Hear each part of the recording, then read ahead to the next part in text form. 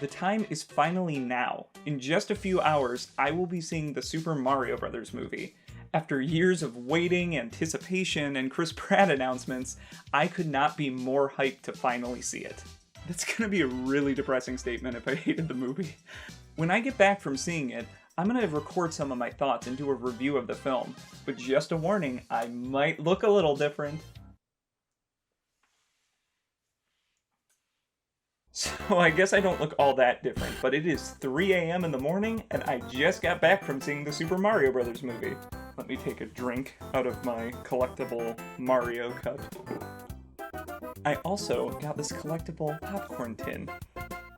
Fancy. We got to the theater around like 11:30ish or so, and it was kind of cool because when I went in, there were a couple people dressed up as well when I first got there. And as the night went on, it kind of seemed like there were more and more people showing up that were in costumes. Not a ton, but it was still cool to see because I don't really know the last time I've gone to a movie theater doing a midnight release. Typically, they seem to be doing it at like 7 p.m. the day before. Given that this is a kids movie, I was a little bit surprised that they would put it at midnight, but I wasn't complaining because then I get to avoid the Twitter spoilers. So after all this time, I have finally seen the Mario movie. It is past 3 in the morning, so here are my thoughts on it.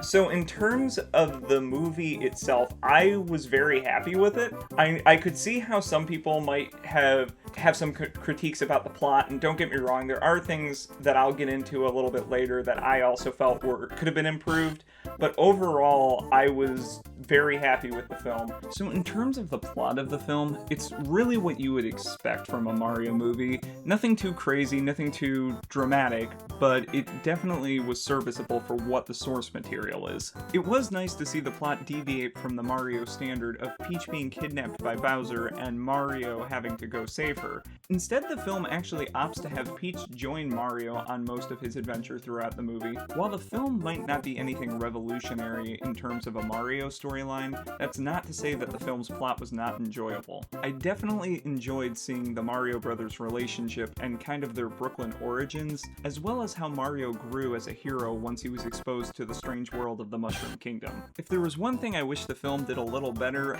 I'd have to say I wish they did a little bit better with some of the character development, in particular, Luigi.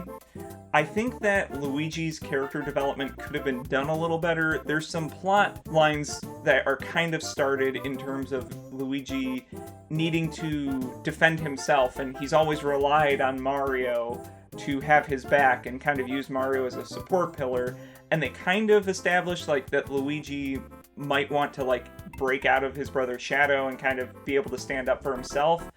And they kind of introduce it a couple times in the movie, but then they kind of leave it alone. In fact, Luigi is left alone for a good chunk of this movie. He appears every so often, but the main focus of the movie is definitely Mario and Princess Peach. I wish we got to see a little bit more of the Mario and Luigi interaction, because I think Charlie Day and Chris Pratt do a really good job together, like playing off of each other, and I think their Mario and Luigi had like very good chemistry. But we don't really, in my opinion, I wish we got to see more of that. I don't feel like we got to see a ton of that. Chris Pratt, despite all the fear that everyone had about him doing the voice, I think he does a good job, and I don't know if it's because to prepare for my last video about the Mario Super Show, I spent like 2 to 3 weeks just watching through all of the episodes of the Super Show, but I became kind of accustomed to hearing Mario with a Brooklyn accent, and that is definitely what Chris Pratt is going for in the movie. There are some references to Mario's normal voice peppered in throughout the film, but 99% of the movie he speaks with the Brooklyn accent. But I do feel like, given the origin story they're using for the film of them being from Brooklyn, I do think that worked pretty well. It's one of those things that it definitely just sounds like Chris Pratt at times, but weirdly enough, I thought his voice was going to completely take me out of the film. Weirdly enough, I did not have that problem at all. It was completely fine. In terms of how Mario's character is portrayed in the film, I feel like they did a good job of giving him that, like, never give up attitude. Charles Martinet has always talked about that's one of the things he likes about Mario is he has a very can-do attitude and that he's very upbeat and I feel like the movie did a good job of portraying that. I feel like they did a good job of making it where he's a very likable hero in the fact of, like, he is very, like, let's do it, let's go to, like, and he doesn't give up easily. In fact, that's one of the reoccurring motifs in the film of, like, he doesn't know when to quit. The way Mario is portrayed fits the character very, very well and is faithful to the source material.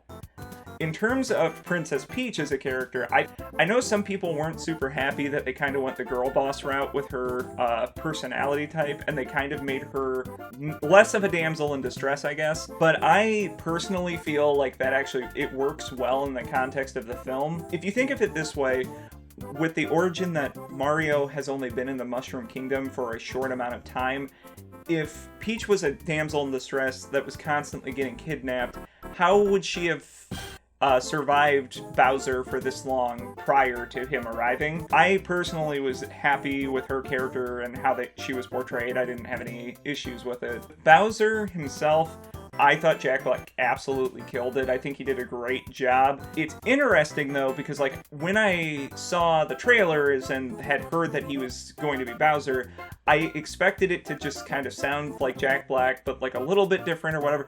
Now, to be honest, I think he did a great job of kind of masking his voice and sounding more of what you would expect Bowser to sound like. It's definitely a unique voice that he is doing for the character. I definitely get the vibe that he put a lot of heart and soul into this role. And just from the way that he has been dressing up at, like, the premiere and just all of the promotional, like, interviews and things he's been doing, I feel like he's really put his heart into this role, and it really honestly shows. Keegan-Michael Key does a great job as Toad. He does a good job of doing the little higher-pitched voice for Toad, but not going into that "okay" voice. And my mic just probably, like, spiked when I did that. I think he did a really good job kind of doing that voice, but not getting...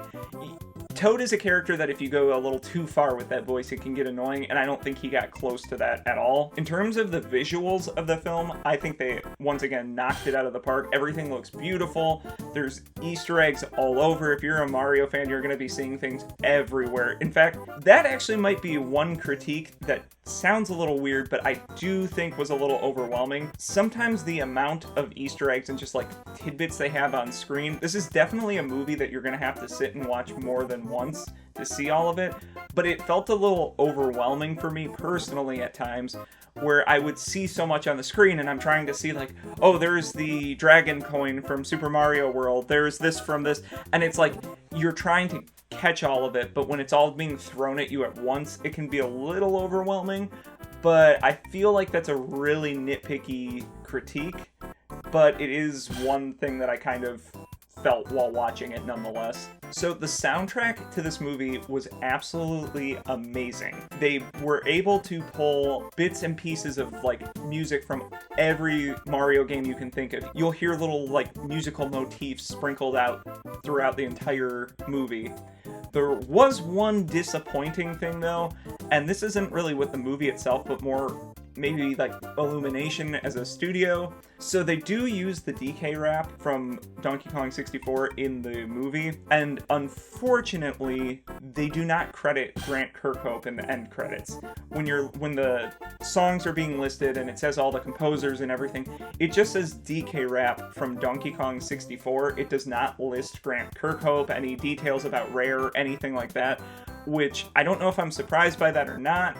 It was disheartening because they kind of also just credit Koji Kondo with all, like, the umbrella of all the musical compositions that are related to Mario, when I'm pretty sure there's been other composers who have worked on the series here and there, that some of their music is being used in the game, or in the movie, but it's one of those things that it's like they don't get a shout out, it's really just Koji Kondo.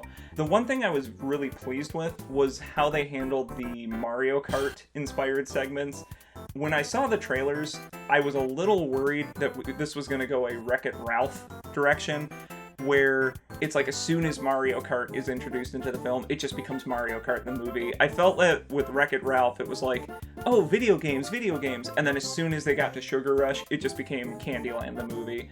And I was a little worried that that was going to happen when they introduced the Mario Kart aspects into the movie, but I am pleased to say that the Mario Kart stuff is there, but it definitely just has its place in the movie, and it's just, it was satisfying. They do the stuff with the Mario Kart, and then they kind of move on from it. I was happy to see that they handled it really well. I feel like this is probably the best Mario film that we would be able to get, to be honest. I feel like with the source material and everything, I think this movie is the best case scenario. And I know people might disagree with me on that, and I know right now, as of me recording this, I know the movie is not doing great on Rotten Tomatoes, which personally I don't agree that Rotten Tomatoes should be used as like the litmus test for films, like, and determining their value. Keep in mind that the people on that site, a lot of them are critics, and not all of them are Nintendo fans, or not all of them are Mario fans. So a lot of them, these references that we're getting and that we are excited about and that we see on film after how many years of playing the games, those moments that make us go wow are just potentially going over their heads. And so it's like, while we're getting all this enjoyment out of it, they might just be like, well, I don't understand. So this isn't really spoilers, but more of a heads up. If you are going to go see the film, there are 2 post-credit scenes. One is immediately after the first set of credits, and the second one is after the longer set of credits. I would say the second one does more to set up potential future films than the first, so you're definitely going to want to stay till the credits are 100% done. Overall though, those are my thoughts on the Mario movie. I did enjoy it very, very much, and I am actually going to be seeing it again this coming Friday with a group of friends where we're all going to dress up as Mario characters. I would highly recommend it if you're a fan of Nintendo, if you're a fan of Super Mario, or even if it's just one of those things that you played the games as a kid and you remember them. I would highly recommend going and seeing the movie. I highly recommend the movie, though. It comes out theaters everywhere April 5th, which is, I guess, today, because again, it's 3:27 in the morning. Go see it. I genuinely think if you're a fan of Nintendo, if you're a fan of Mario, which I clearly am, I enjoy it because I'm not biased. I tend to be critical when it comes to the movies, and I tend to like pick them apart with my brain and not let myself enjoy them, but I genuinely did not have that problem with this movie. It was just an enjoyable movie throughout, and I highly recommend it. Thank you for watching, and if you want more Mario content, I just did a video detailing the history of the Super Mario Bros. Super Show, where I actually was fortunate enough to interview some of the people who worked on the production of the show. So if you want to check that out, check out this video right here. I'm assuming that I'm able to put some like video links here, but if not, that's gonna look really stupid.